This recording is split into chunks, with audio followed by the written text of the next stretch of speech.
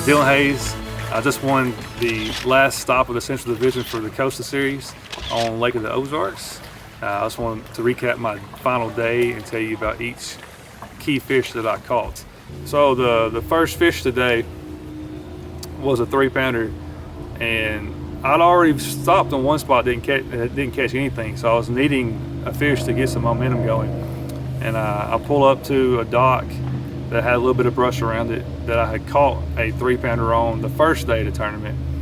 And I was taking this jig and I was throwing around the dock and just easing it through the brush. It's just a 3/4 ounce jewel football jig with a Zoom super speaker all trailer and green pumpkin.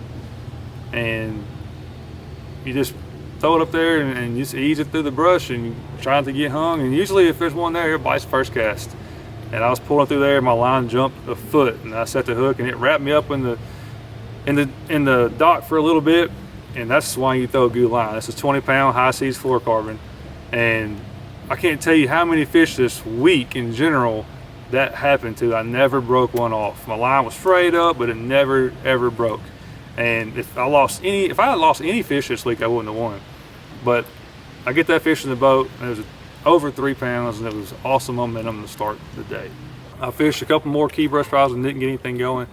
Then I left, and I had a limit spot that I thought was a limit spot, and I went over there to it, and I caught number 3 right there. Huge for me, because to me the third one's always the hardest to get over the hump to get to number 5. Just a keeper. All it was just a 15-incher, but it was good for me. I caught it on the Strike King 6XD right here, in blue herring color. I don't think color matters, but that's what I caught it on. Then I went, let's see here, I caught a couple more fish. My 5th one, I think I caught my 5th one at like 11:15, just another 2-pounder. I didn't have any weight. The only solid fish I had was the 3-pounder that first thing that morning. And then late in the day, I went to some key docks that I've caught my biggest fish on, or my second biggest fish on yesterday, and I flipped in a brush pile where I caught that 4-pounder yesterday, and I caught another 3-pounder there today. So that gave me about 11 or 12 pounds, and I knew that would help a lot today because it seemed like it was really tough. So I had just a few minutes to kill right there at the end of the day, and there was one brush pile that I really liked that I've caught a couple of fish in the past, but I've hit it every day this week and haven't caught a single fish on it. I had, maybe just 7 or 8 minutes to kill, so I decided I would go over there. There was about 3 brush piles in the area. I decided I'd go over there, and I was going to drag this football jig around to try to just catch one more at the end of the day. And I fished the first 2 and didn't catch anything, and then I broke my jig off. I looked at my clock. I had 3 minutes before I had to leave to come check in. So I said, well, I guess I'm gonna throw a crankbait for 3 minutes. I didn't feel like retying. I didn't really have much time. So I picked up my crankbait and I threw it about 3 casts. And I was like, look, I got one more cast, we got to go.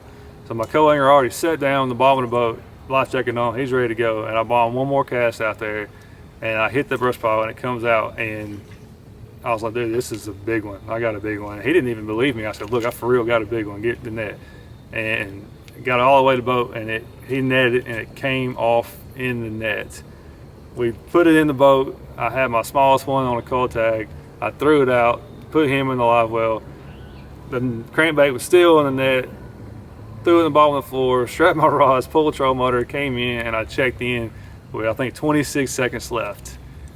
And that won the tournament. If I don't make that cast, if I don't make that lucky, very fortunate adjustment, then I don't win. So I won the tournament by 7 ounces, and without that fish, I wouldn't have won. I would have had, without that fish, I'd have had 11 pounds, and I'd have finished 3rd or 4th probably. This is, I fished the FOW Tour. I've been on tour for 3 years. I've had 3 top 3 finishes in 3 years, a 2nd and 2/3. I've been so close to winning.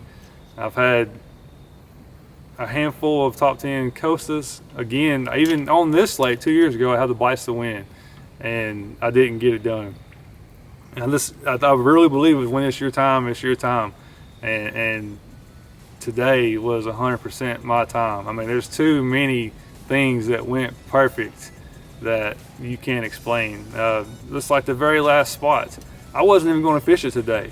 I already drove by it once, and I was about to leave and go to another spot, and I looked at the clock and I had ran out of time. I didn't really have time to go there, so I was like, well, I'll just go fish this for a few minutes, you know. And just things like that happen like 100% for a reason. You can't control it, and it means the world to me. It's a lot of momentum going to the Costa Championship, and I'm looking forward to it.